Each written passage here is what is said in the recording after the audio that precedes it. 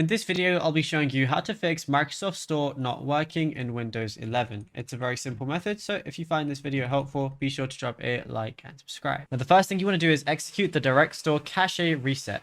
So what we're going to do is press the Windows key and R, and then we're going to go ahead and type in the following. So we're going to delete anything else that's in there and do ws reset.exe.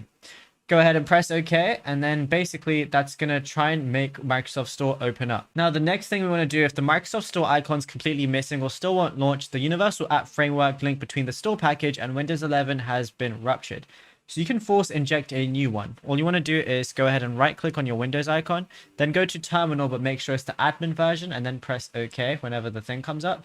And all you want to do is type this into it, this exact thing, or you can just go ahead and pause the video now and copy this exact thing. Once you do, go ahead and press enter. Once the green text tracking bar completes its loop, restart your machine and then try and open store again, and then that should work. Now, if you found this video helpful, be sure to drop a like and subscribe.